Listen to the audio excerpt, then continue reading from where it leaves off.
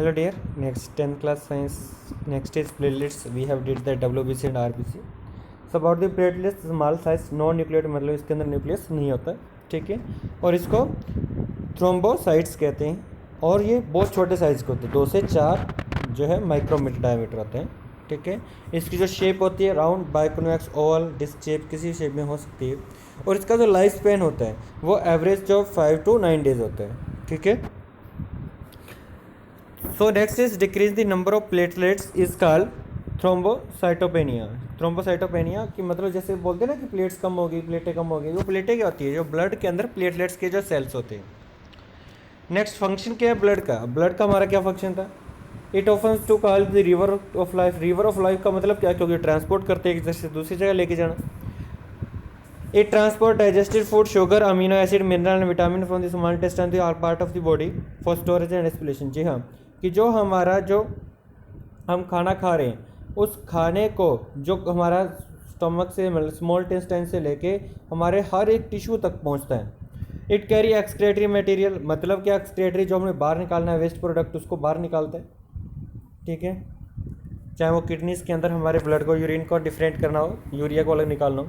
It carries hormones from the endocrine gland to the organ where the needed, कि जो endocrine gland से जो है हार्मोन्स निकलते हैं और जिस ऑर्गन को उसको ज़रूरत होती है वहाँ तक वो हार्मोन पहुँचाते हैं।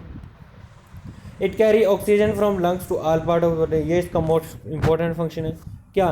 कि ये जो क्या करता है, जो लंग्स होता है, लंग्स से जो ऑक्सीजन को हार्ट में लेके जाता है, हार्ट से पूरे शरीर के अंदर जाता है, और पूरे शरीर से हार्ट में लेके आता है, हार्ट से दोबारा फिर कार्बन डाइऑक्साइड को लंग्स के अंदर लेके जाता है, तो पूरा ट्रांसपोर्टेशन का काम करता है, ठीक है। ऑक्सीजनेटेड और डीऑक्सीजनेटेड ब्लड दोनों को ट्रांसपोर्ट करते हैं। इट मेन बॉडी टेम्परेचर, की जो बॉडी टेम्परेचर इसके अंदर मेंटेन रहता है, रेगुलर सर्कल कर रहा है।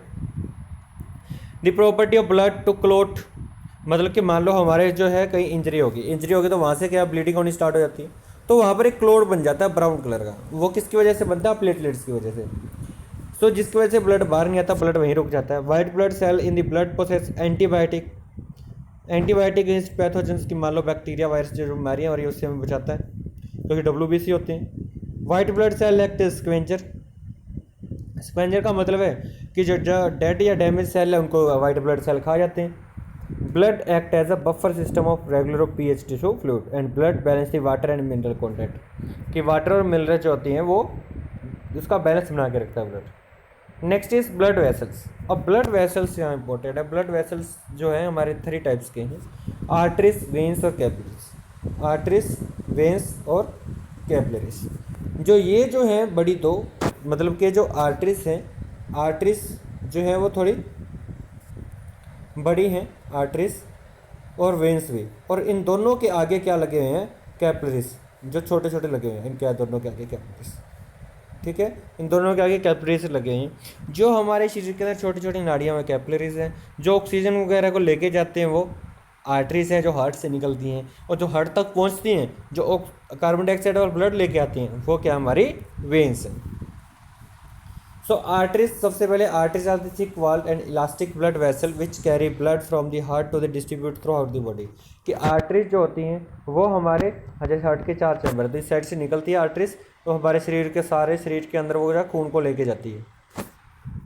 Most of them are deeply seated in the narrow lumen expect one of this we feel pulses, जैसे पल्स देखते हैं डॉक्टर हमारा हाथ पकड़ता है, ठीक है, एंकल जो हमारा हाथ पकड़ता है उस वजह से हमारा टेम्परेचर, BP वगैरह चेक कर रहा, तो वो क्या देखता है? पल्सेस देखता है, हमारा क्या चल रही है, breathing rate. So blood in arteries flow high speed and pressure and blood in the artery flow with the jerk due to the pumping activity. Jerk, इसकी जो वॉल्स होती है वो थिक होती है, आर्टरीज की मोटी होती है। क्यों? क्योंकि देखो ब्लड जब भी हार्ट में से निकलेगा, हार्ट में से जब भी ब्लड निकलेगा ऊपर की तरफ, तो एकदम से प्रेशर करके निकलेगा, प्रेशर करके निकलेगा तो एकदम इसको धक्का लगेगा, तो जिसकी वजह से इसकी वॉल्स फट ना जाए, तो ये मोटी होती है वॉल्स।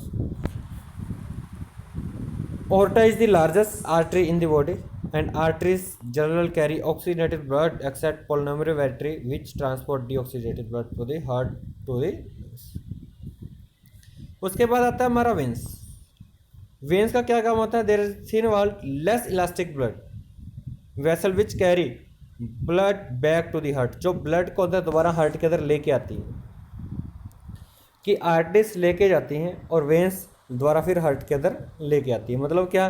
जैसे आर्टरीज जो है वो ऑक्सीजन लेके आई और वेन्स वाली जो है जिसके अंदर कार्बन डाइऑक्साइड चलेगी। So veins provide the similar wall to prevent the back flow of blood, कि वेन्स के अंदर सिमिलर वाल्स होते हैं जिसकी वजह से जो ब्लड जो होता है वो कभी भी बैक नहीं जाता है, ठीक है, नहीं तो उल्टी डायरेक्शन में ब्लड जा सकते हैं।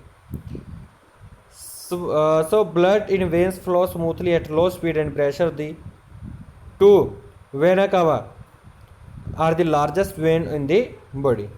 So vein generally carry the deoxygenated blood except pulmonary vein, के जो pulmonary vein होती है वो हार्ट टू लंग्स चलती हैं, ठीक है, और pulmonary arteries भी हार्ट टू लंग्स ही चलती हैं। सो यहाँ पर जो आपकी जो वेन की स्ट्रक्चर देगी और यहाँ पर आपकी आर्टरीज की स्ट्रक्चर देगी। Veins can be categorise into 4 main type. Veins को भी 4 कैटेगरी के अंदर डिवाइड किया गया। पहला क्या है, पल्मोनरी वेन, जो ऑक्सीडेटेड ब्लड को लेके जाती है lungs to left atrium heart के अंदर, और systematic vein return over deoxygenated blood from rest of the body to the right atrium, and superficial vein are located close to the surface of the skin and are not located near the corresponding artery. Deep vein deep within the muscle tissues, ठीक है। Next is capillaries. अब दोनों होगी, एक लेके जाती है एक लेके आती है। अब कैपिलरीज का क्या काम है?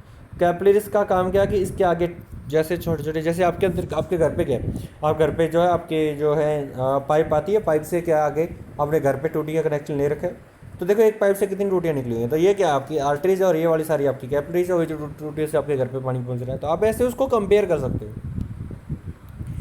So capillaries are the extremely small microscopic blood vessel located within the tissue of the blood. They connect arteries and veins.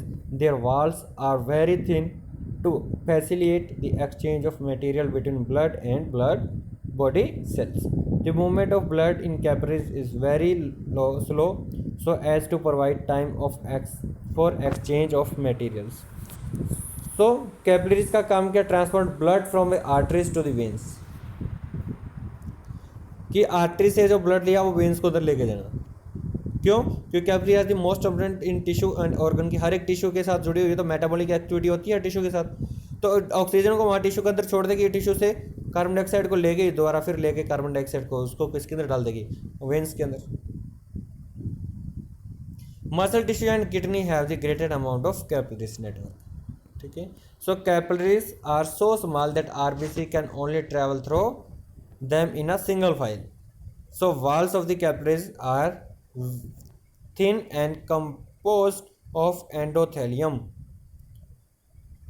means that थैलियल टिश्यूज के साथ, जो साइज होता है इसका 5 से 10 माइक्रोन डायमीटर में होता है। Next is the artery divide many times to form finer branches is called arterioles, की जो आर्टरीज हैं, जैसे आर्टरीज ये आ गई, ठीक है, आगे उसकी ब्रांचेस निकल गई, ठीक है, आगे उसकी ब्रांचेस निकल गई, तो वो कहता है, उसको कहता है arterioles, and each arterioles give the rise to many, और एक आर्ट्रियोल्स जैसे ये आर्ट्रियोल्स निकल गई, इसके आगे बहुत सारी कैपिलरीज निकल जाएंगी छोटी छोटी। This capillary unit against the venules and venules combine to form vein. ये कैपिलरीज निकल गई और ये कैपिलरीज मान लो ये यहाँ से कैपिलरीज निकली और ये कैपिलरीज आगे जाके फिर कंबाइन होगी तो उन्होंने क्या बना दिया, एक वेन बना दिया, ठीक है।